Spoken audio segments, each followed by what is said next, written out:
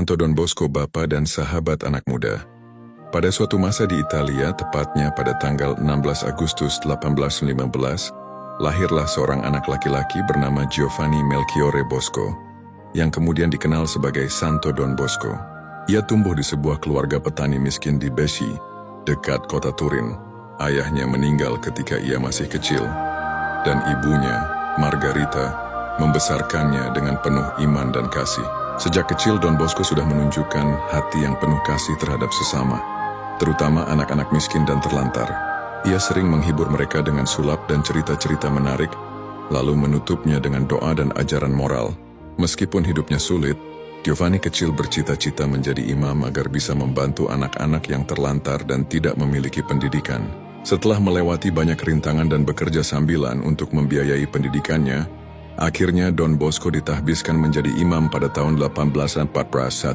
Saat itu, revolusi industri sedang berlangsung, dan banyak anak-anak muda hidup di jalanan kota Turin, bekerja keras di pabrik, tanpa kasih sayang, pendidikan, atau bimbingan rohani.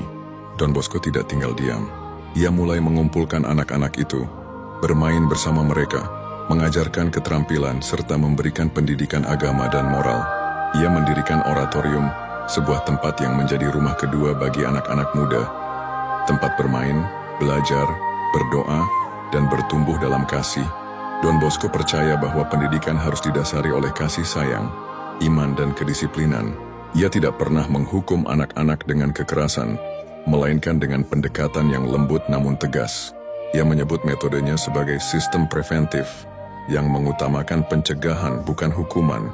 Untuk melanjutkan misinya, Don Bosco mendirikan sebuah kongregasi yang dinamakan Salesian, yang terinspirasi dari Santo Franciscus de Sales.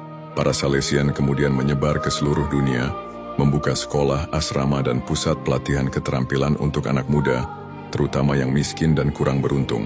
Don Bosco wafat pada tanggal 31 Januari 1888. Pada tahun 1924, ia dinyatakan sebagai santo oleh Paus Pius XVI, dan kini dikenal sebagai pelindung anak muda dan pendidik.